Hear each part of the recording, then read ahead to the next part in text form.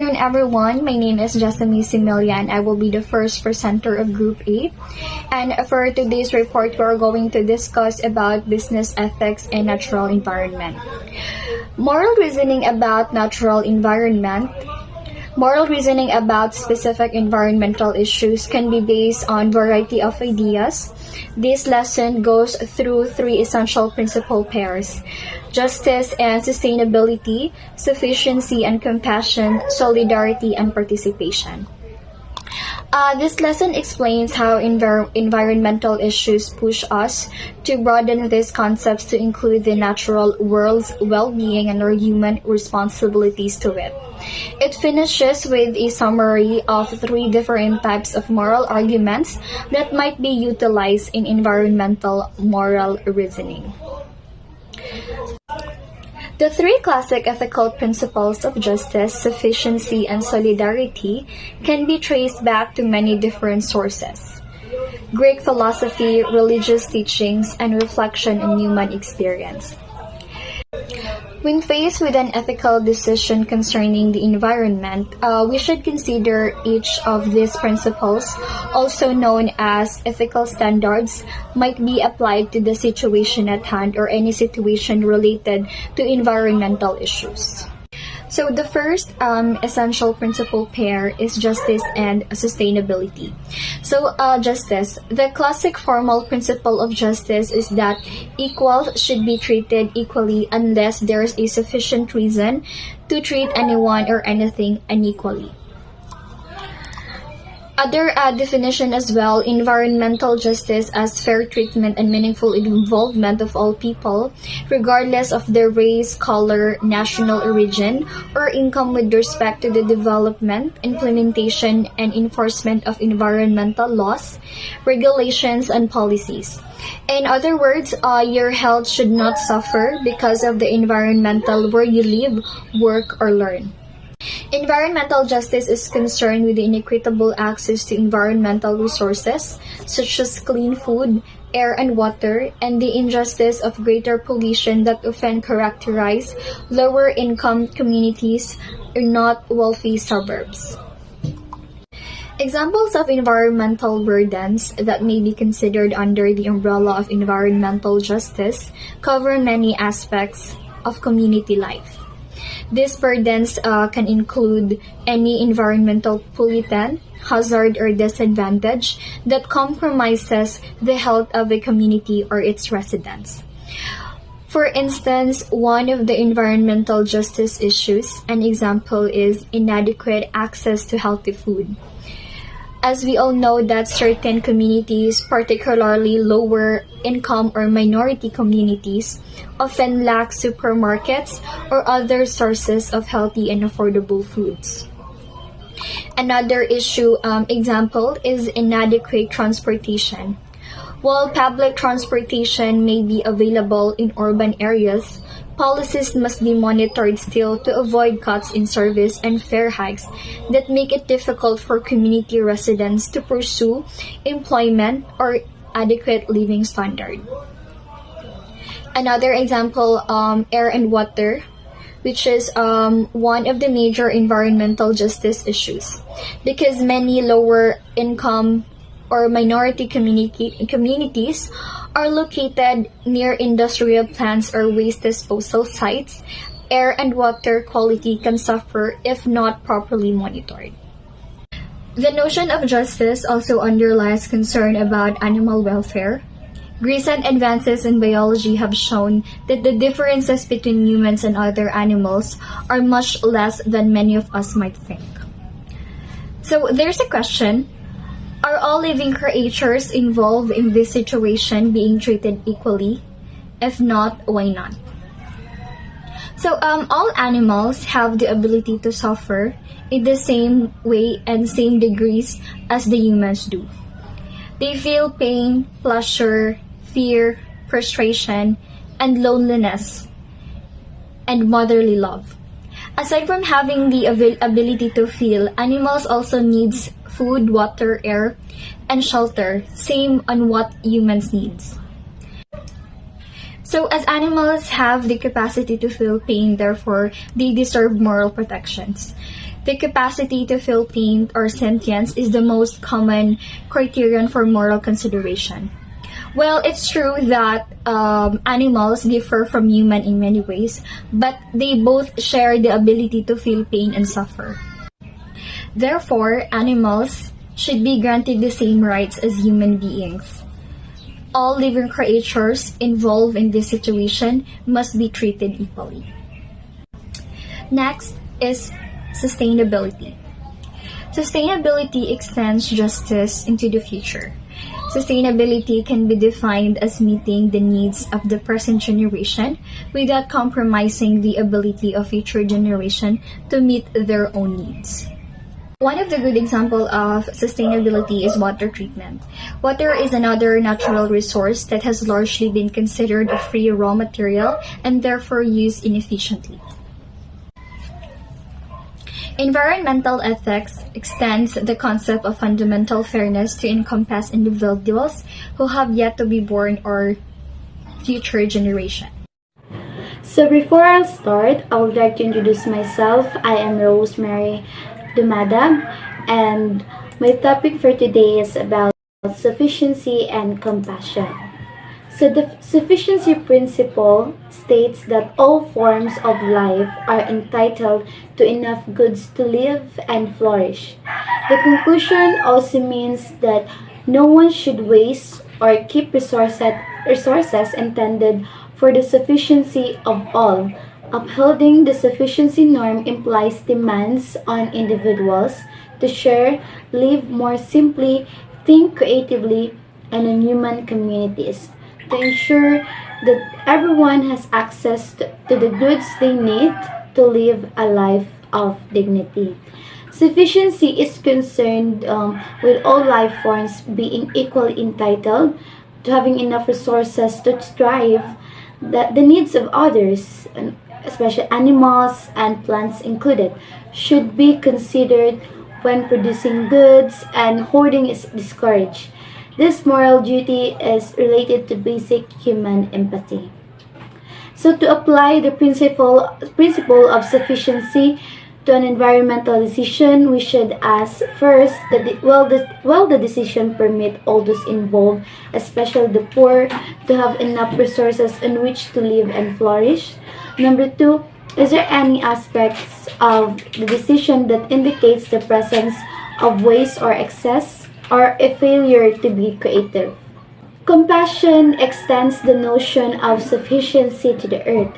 Environmental ethics assert that other animals, especially plants and the elements such as water, soil, or air, are morally significant, and that humans have responsibilities to act so that their needs are met too. Some environmental ethicists, such as deep ecologists, assert that non-human forms of life have moral significance equivalent to humans. Most people, however, believe that other forms of life have some moral worth, but that humans are of greater moral significance. Even if you believe that animals are considerably more deserving of your attention than plants or the environment elements, know that all animals need on plants for sustenance, either directly or indirectly, and that no species can survive without pure water. So, to say that any wild animal is worthy of our moral concern is to begin the process of learning about how all species on ecosystem are interdependent on the habitat and food resources offered by other creatures. It's impossible to think about another creature's well-being in isolation from their surroundings. Ultimately, the future of humans is tied to the well-being of all other creatures. So to apply the compassion principle to an environmental decision, we need to consider the following question, including what duties do we have to the other creatures likely to be affected by our actions? Number two, what duties sufficiency mean for the other creatures, especially those threatened with extinction? Number three, what would it mean to extend the principle of compassion to non-human creatures? So the next one is the solidarity and participation. Solidarity assumes that we are part of at least one family, our biological family, our local community, or our national community, but challenges us to consider the full range of relationships with others. We are members of a broad, multinational economic society in a globalizing economy, in which goods and services are provided for us by people on the other side of the globe. Solidarity necessitates that we contemplate this type of extended community and responds in a way that demonstrates concern for others' well-being.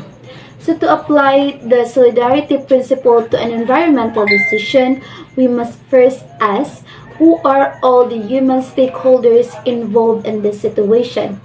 Who are all the national stakeholders? And is there a community of life involved, or are there any stakeholders, human and non-human, who are especially vulnerable? So the demands of solidarity direct us to the principle of participation so that those affected by environmental decisions can share how they are made. Many environmental problems arise from the decision taken by individuals or companies with large-scale implications.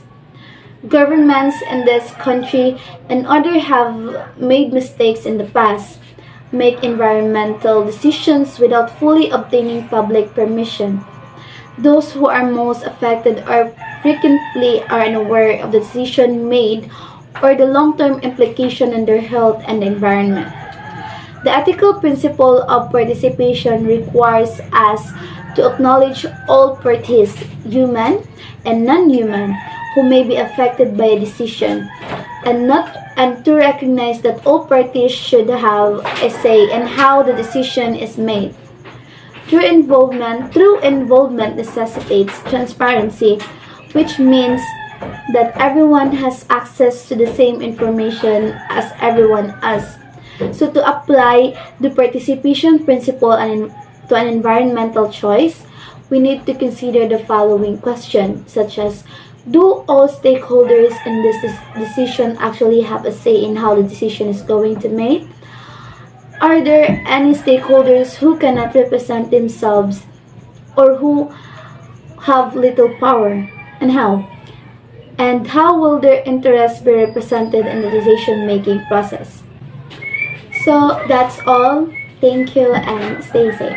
Bye. We learn a lot about ourselves if we think about how we already think. There are different common ethical reasoning modes that can be seen. These are the moral reasoning about commands, consequences, and character. We frequently find ourselves arguing along some of all of these lines whenever we contemplate an ethical topic.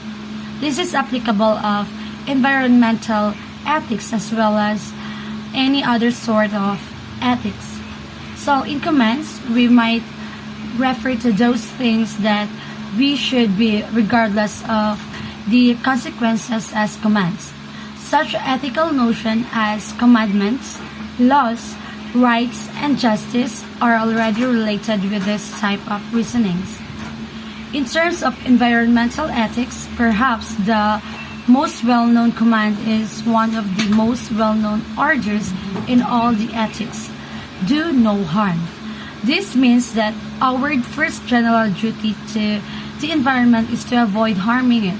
Moreover, we are reasoning in a command. So, for example, we believe all animals have rights and that harming them is unethical. This is frequently the ethical view of anyone that doesn't eat meat. According to this mode of ethical reasoning, commands are not sufficient in themselves to tell us what we ought to do. Instead, we need to think carefully about the consequences of our actions. As a result, we could choose the ethical actions which will provide the greatest balance of positive and negative consequences. This type of reasoning encourages us to think about the big picture of a situation and find its good and negative sides. Therefore, for example, It would be unethical to take environmental activities that causes or likely to cause such harm in our environment while protecting the complete variety of life on Earth. Seems to be an example of ethical actions with a positive outcome or a good consequences. When we talk about character, we don't mean it in a way that most people seem to think of it, as a term for a part in a play or movies.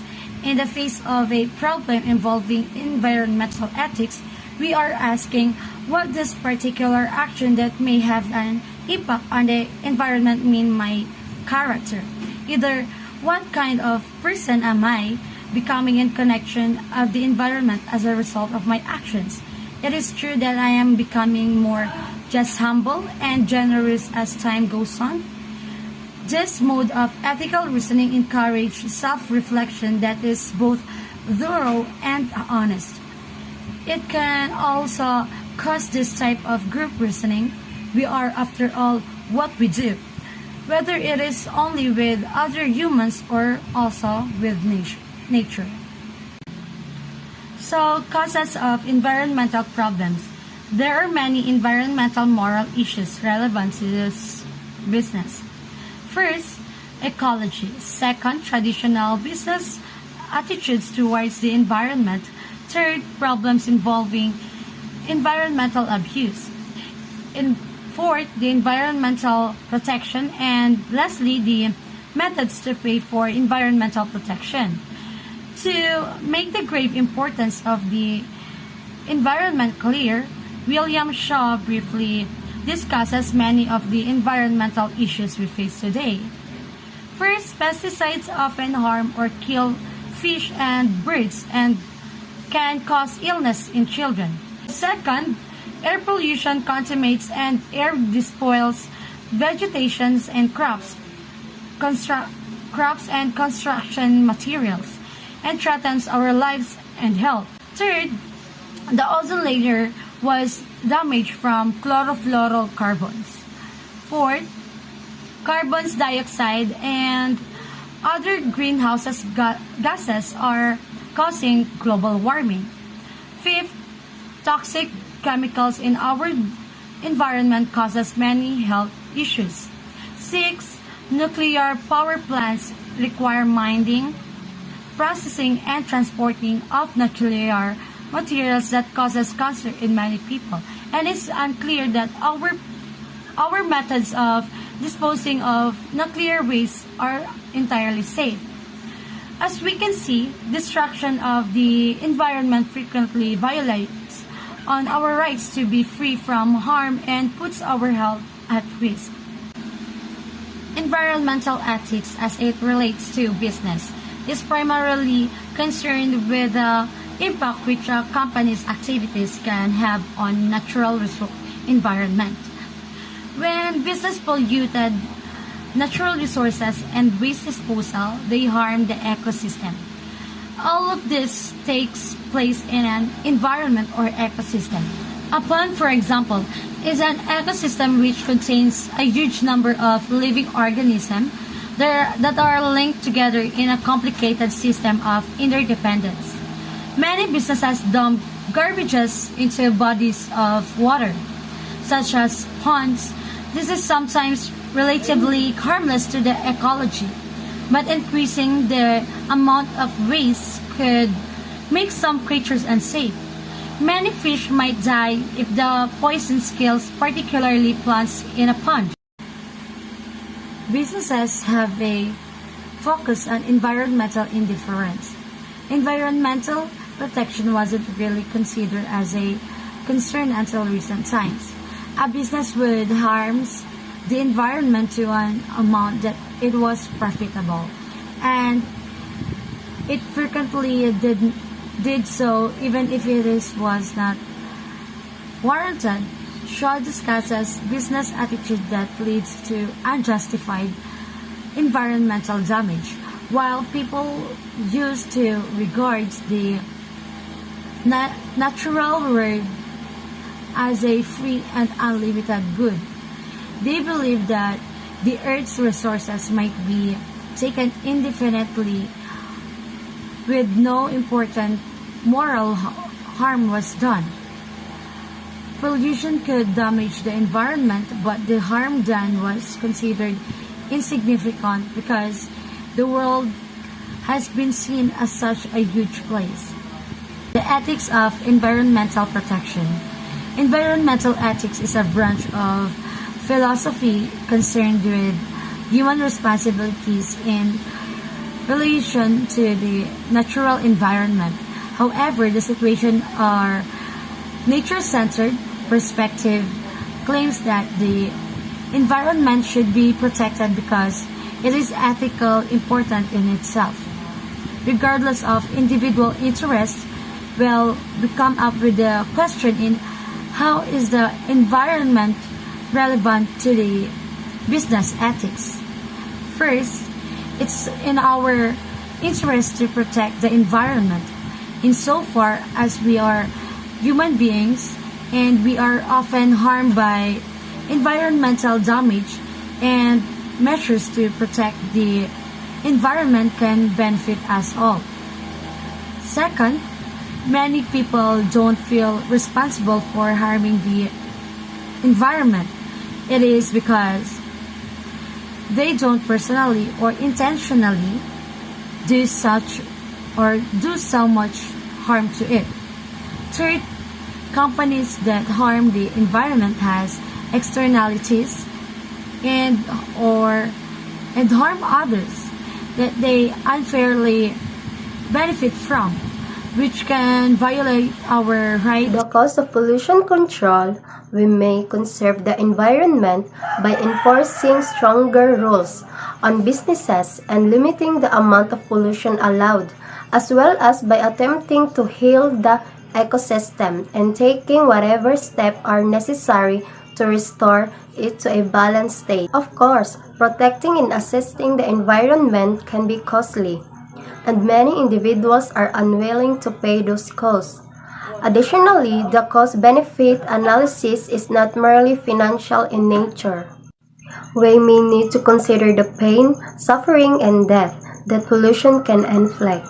Yet, this may be impossible to quantify. This is especially evident when we consider the harm caused to non-human creatures as a result of environmental destruction. Some $31 billion was spent on air pollution abatement, $17 billion on water pollution controls, and $8 billion for a variety of solid waste, hazardous waste, and other programs. The most costly and complex federal pollution control policy has been the Motor Vehicle Emissions Control Program. Who should pay the cost? No one wants to have to personally pay the cost to protect and restore the environment. Most people think that either those who are responsible for environmental damage or those who benefit from it should pay the cost. Those responsible. The problem with this answer is it's not entirely clear who's responsible for harming the environment. I don't see how that excuses companies from harming the environment more than is necessary just to raise profits and make others suffer from their decision. Nor do I see how it excuses consumers from buying indiscriminately from companies known for abusing the environment or buying unnecessary goods that cause harm to the environment. Those who would benefit. Companies that harm the environment indiscriminately can benefit the most, and it's often others who are harmed the most from environmental damage. So it might be most appropriate for them to pay the most to protect and restore the environment. Environmental problems in the Philippines. This means that as a business, you not only strive for profit, but you also take into account the consequences of your activities for the environment and the people inside and outside your company. Furthermore, as an entrepreneur, you are transparent about the choices you make, and you consult with your stakeholders, such as employers, trade unions, NGOs, consumers, local residents, and others. And here the others environmental problems that the country is facing included pollution, illegal mining and logging, deforestation, dynamite fishing, landslide, coastal erosion, global warming, and climate change.